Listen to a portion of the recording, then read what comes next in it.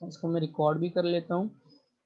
अच्छा, a uniform circular wire Hanks on a rough pack. एक uniform circular wire है जिसमें एक रफ पैक उस पे अमल कर रहा है। जो उसकी लाइन जो यानी एक्सट्रीमिटीज है, एक्सट्रीमिटीज मीन जो उसके सिरे हैं वो हॉरिजॉन्टल के साथ 45 डिग्री का एंगल बना रही है। जो सेमी सर्कुलर होता है वो क्या होता है, सर्कल का हाफ होता है। हमने अगर वो just on the point of slipping हो, क्या रॉड सेमी सर्कुलर वायर के ऊपर just point of the slipping हो, तो आपने उसका कोफिशिएंट ऑफ फ्रिक्शन बताना है, किसका, वायर और पैक्स के दरमियान। अगर आप देखें तो यहाँ पे आप नीचे की तरफ एक फिगर बनी हुई है, ये क्या लिखा हुआ है, कोफिशिएंट ऑफ फ्रिक्शन, जिसे हम किससे डिनोट कर रहे होते हैं, म्यू आर से डिनोट कर रहे होते हैं। जो हमने पढ़ा भी है कि म्यू आर, फॉर एग्जांपल ये जो पैग है, ये देखिए ये सेमी सर्कुलर वायर है, ये आपका हॉरिजॉन्टल, ये एक्सट्रीमिटीज मींस उसके दोनों सिरे जुड़े हुए हैं, दोनों सिरे कितने डिग्री का, 45 डिग्री का एंगल बना रहे हैं। यहाँ तक ये बात क्लियर हो गई। नेक्स्ट हमने क्या करना होता है, इस पे फोर्सेस एक्ट करवानी होती है। जो आपके पास पेग होता है, ये पॉइंट ऑफ स्लिपिंग है, यहाँ पे हमने इस पेग को, जो रॉड है, इस रॉड को हमने यहाँ रख दिया। अब रॉड पॉइंट ऑफ स्लिपिंग के अगर वो इस तरफ जाएगी तो उसका कोफिशिएंट जो आपका फ्रिक्शन होती है वो फ्रिक्शन फोर्स इस तरफ होती है, नॉर्मल रिएक्शन इस तरफ होता है। लेकिन क्योंकि ये इक्विलिब्रियम में है, लिमिटिंग इक्विलिब्रियम के लिए मैं इसमें एक चीज और ऐड करवाऊंगा, आर डैश। आर डैश क्या होता है, लिमिटिंग इक्विलिब्रियम होती है जिसको आप बैलेंस करवाने के लिए लेते हैं। क्योंकि म्यू आर और आर के दरमियान एक और चीज लेंगे जिसे हम कहते हैं आर डैश। ये अब इस बॉडी पे दो ही फोर्सेस एक्ट कर रही होती हैं, कौन कौन सी, एक आर और एक आर डैश ये वाली, और एक जो नीचे की तरफ आ रही है, ये इसकी फोर्स अगर आप नीचे की तरफ देख सकते हैं, ये जो नीचे की तरफ आ रही है वेक्टिंग, ये एक दूसरे को क्या कर रही है, बैलेंस कर रही है। क्योंकि इसको बैलेंस करने के लिए भी कुछ होना चाहिए, तो वो जो आर है वो इसको बैलेंस करेगा वेट को नीचे की तरफ। अब अगर एक एंगल ये बन रहा है तो इसका मतलब ये कि ये वाला एंगल भी कितना बनेगा, लैम्डा बनेगा। अगर ये वाला एंगल लैम्डा बन रहा है तो जो आपका ये वाला एंगल होता है, मैं आपको इसके साथ ये भी बता दूं, ये वाला जो आपका एंगल है वो कितना बनेगा, 90 डिग्री। ये वाला जो अगर आपको एंगल नजर आ रहा है ये कितना बनेगा, 90 डिग्री। अगर ये 90 डिग्री है तो ये वाले दोनों क्या हो जाएंगे, ये आपने पीछे भी पढ़ा था, एक जब 60 डिग्री था टेबल वाले केस में तो दूसरा ऊपर वाला भी कितना था, 60 डिग्री। इसी तरह ये 90 है तो ये कितना हो जाएगा, 45, तो ये भी कितना हो जाएगा, 45। इसी तरह ये 90 है तो ये कितना हो जाएगा, 45, तो ये भी कितना हो जाएगा, 45 हो जाएगा। अगर आप देखें तो आपके पास अगर एक लाइन है, इस लाइन का क्या होता है कि ये पूरी लाइन 180 की है। मुझे अगर एक सेंटर वाला एंगल मालूम करना है तो ये वाला अगर एंगल 45 ये दिया हुआ है, तो मैं क्या करूंगा, ये पीछे वाले एंगल से माइनस करवा दूंगा, 180 माइनस 45, ये आपका कितना हो जाएगा, 35 हो जाएगा। तो ये एंगल आपके पास आ गया। अब आपने एक बात याद रखनी है, ओ से लेके सी या ओ से लेके पी जो आपका डिस्टेंस है वो रेडियस का डिस्टेंस कितना है, ए है। अब एक बात ये याद रखिए, दूसरा ये याद रखिएगा, साइंस लॉ हम लगाते हैं, इसमें लगेगा साइन लॉ। साइन लॉ क्यों लगता है, क्योंकि यहाँ पे हमने इसकी एंगल मालूम करने हैं, उसके लिए हमने क्या लगाना होता है, साइन लॉ को यूज करना होता है। हमने देखा है कि ओ सी जी, तो आप जो सी लिखा हुआ है वहां पे आप पी भी लिख लीजिएगा, क्योंकि ये फिगर में पी लिखा हुआ है। ऊपर वाली जो फिगर है जो आपने खुद करनी है वो आप, मैंने इसलिए रख दिया ताकि आप उसकी वर्डिंग खुद कर सको, उसमें खुद आप लिख सको। तो वो वाली कितनी है, वो आप लोगों ने वहां पे सी ही यूज करना है, ओ सी जी।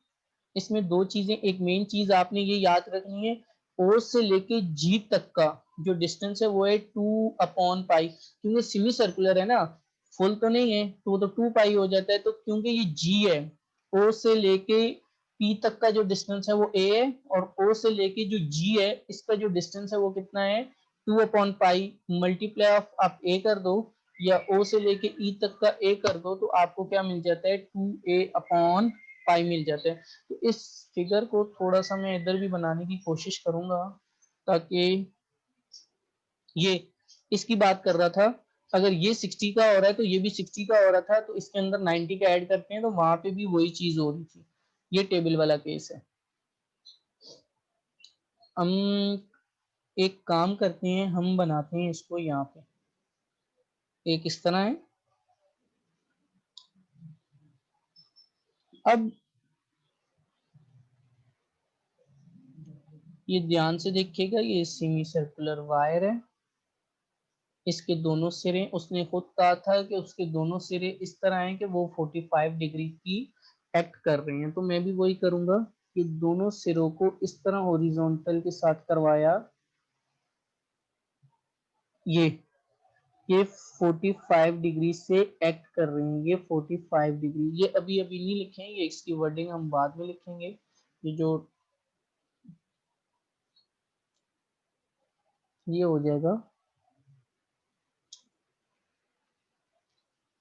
ये सही है।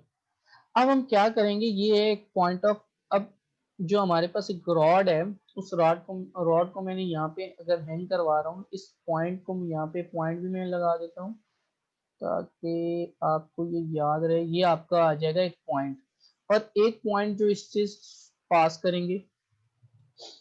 अब एक बात याद रखिएगा, ये जो रॉड है, ये आपकी दो फोर्सेस इस पे एक्ट करेंगी, कौन कौन सी, एक तो ये वाली coefficient of friction, friction force, और एक कौन सी करेगी, फोर्स। अगर क्योंकि फोर्स फ्रिक्शन फोर्स एक तरफ है तो दूसरी फोर्स क्या हो जाएगी, दूसरी तरफ हो जाएगी। अब हम क्या करेंगे, नॉर्मल रिएक्शन कहाँ हो जाता है, ऊपर की तरफ, क्योंकि वे अभी भी बैलेंस नहीं है, इक्विलिब्रियम में, लिमिटिंग इक्विलिब्रियम में बैलेंस नहीं है। इसको बैलेंस करने के लिए मैं इसके अंदर क्या यूज कर लेता हूँ, आर डैश। आर डैश किसको डिनोट कर रहा है, ये इसको बैलेंस करने के लिए मैं यूज कर रहा हूँ। ये मैं साथ में इसकी वर्डिंग भी लिख रहा हूँ, ये आपका हो जाएगा U इंटू आर, ये हो जाएगा आपका आर डैश। इसके बाद है आर, ये हमने केस एक पढ़ा भी था, अभी मैं उसको भी एक्सप्लेन करता हूँ। अच्छा ये हो गया, तो ये यहाँ से लेके यहाँ तक जो नॉर्मल रिएक्शन है ये इससे पास होना चाहिए और यहाँ तक ओ तक आना चाहिए, तो इसको, इस पॉइंट को मैं नाम दे दूंगा ओ। ये आपका स्टार्टिंग है, इसको नाम दे दिया मैंने ओ पे। अब क्योंकि ये आर डैश, हमने पीछे जो केस पढ़ा था, अगर आपको याद होगा, आर डैश के हमने दो केस पढ़े थे। एक पढ़ा था हमने कि अगर आर डैश है तो इसमें दो चीजें आ जाती हैं, एक क्या, एक आपका आ जाता है,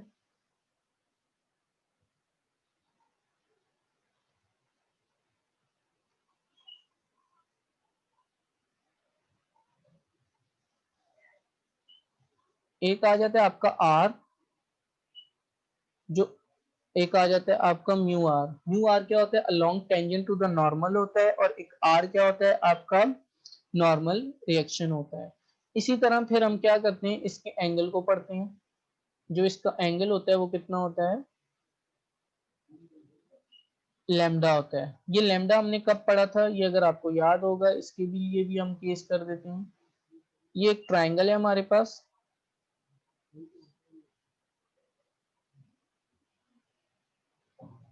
ये इसमें, अब ये रहा, इस तरह हमने पढ़ा था।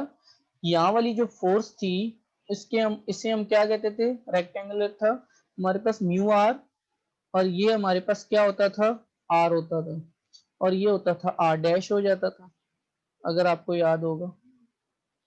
हम क्या करते थे, इसका लिमिटिंग फ्रिक्शन का जो एंगल है वो कितना निकलता है, जब फोर्स ने अपना स्टार्ट होना शुरू हुई, यानी कि बॉडी जहां पे मूव करेगी, वो कौन सा मैक्सिमम एंगल होगा, वो मैक्सिमम एंगल को आपने बताना है।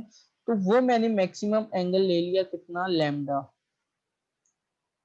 ये हमने पढ़ा था। अगर ये लैम्डा है, एक बार हम इसको एक फोर्स और दे देते हैं, ये नीचे वेट आर डैश को एक नीचे की तरफ फोर्स एक्ट कर रही है, जिसे हम क्या कहेंगे, वेट कहेंगे, ये वेट वाली फोर्स है। अच्छा अगर ये आपका एंगल एक्ट कर रहा है कितने, ये अगर लैम्डा एक्ट कर रहा है तो ये क्या एक्ट कर रहा होता है, ये भी तो लैम्डा है ना। अगर ये है 45 डिग्री तो मैं इसको ये बनाता हूँ 45, तो ये देखें अगर ये 45 है तो ये O से लेके फोर्स तक का डिस्टेंस, इस बात को समझिएगा, O से लेके ये फोर्स तक का जो डिस्टेंस है वो हमने ले लिया D, तो यहाँ पे इसको लगा लो D। अब हमने मालूम क्या करना है, इस वाले अगर मुझे एंगल को फाइंड करना है, ये अगर आपको एक एंगल नजर आ रहा है इस एंगल को फाइंड करना है, आपको इस बात का पता होगा कि ये एंगल कितने डिग्री का बन रहा है 90 का, ये अगर एंगल 45 है तो ये एंगल भी कितना होना चाहिए 45, इन दोनों एंगल, क्योंकि ये दोनों एंगल ऐड होके तभी तो तीसरा एंगल आएगा, ये एंगल भी आपका कितना है 90 डिग्री, ये अगर एंगल 90 डिग्री का है तो ये कितना हो जाएगा 45, ये कितने का हो जाएगा, ये भी 45 का हो जाएगा। अगर ये 45 के हैं तो मुझे ये वाला एंगल चाहिए, तो ये पीछे वाला इसका एंगल कितना होता है 180, तो मैं 180 में से माइनस कर दो आप 45, तो आपके पास कितना रह जाता है 135 रह जाता है, ये आपका आ जाएगा 135 आ जाएगा। ये चीजें इसमें दो तीन चीजें ऐसी हैं जो सेमी सर्कुलर वायर में आपको इस तरह करनी है। अच्छा उसके बाद अगर आप देखें तो आपके पास एक साइन लॉ होता है, वो साइन लॉ अगर ट्राइंगल एक हो तो मैं उसका भी बता देता, साइन लॉ का ये एक मिनट, ये हो जाता है आपका यूं,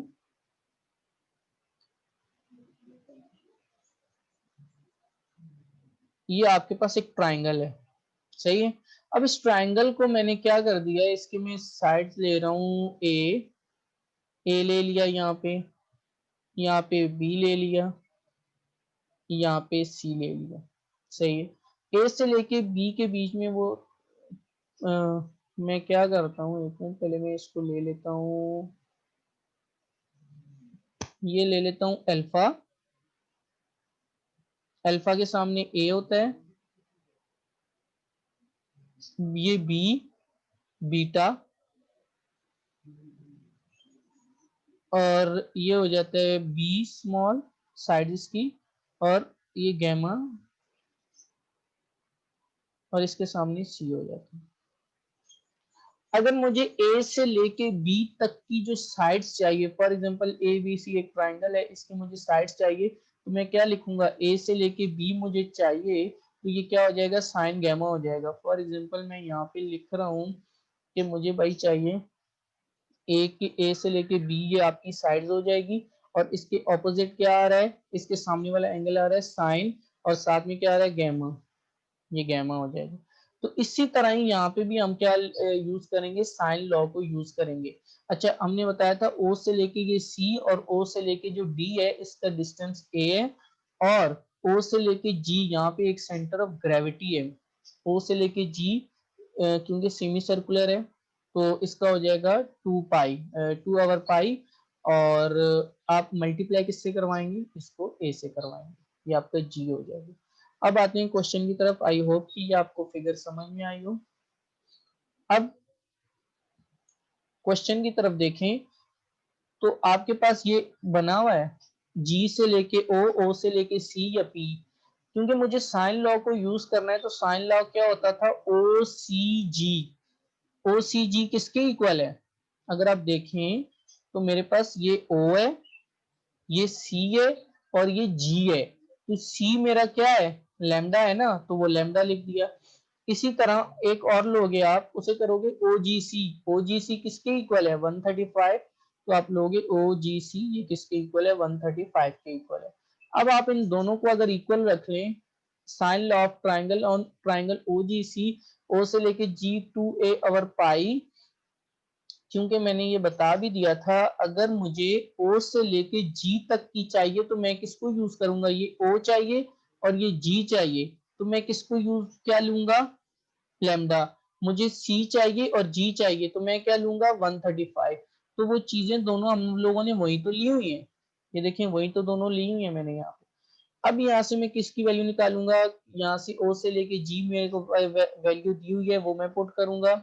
इसी तरह यहाँ पे ओ से लेके सी जो वो भी वैल्यू दी है वो भी पुट करूंगा, ये ऊपर गिवन है ओ से लेके सी ए होता है, जो मैंने कैंसिल कर लिया। कैंसिलेशन सिंप्लीफाई करेंगे, साइन लैम्डा किसके इक्वल आ जाएगा 2/पाई के।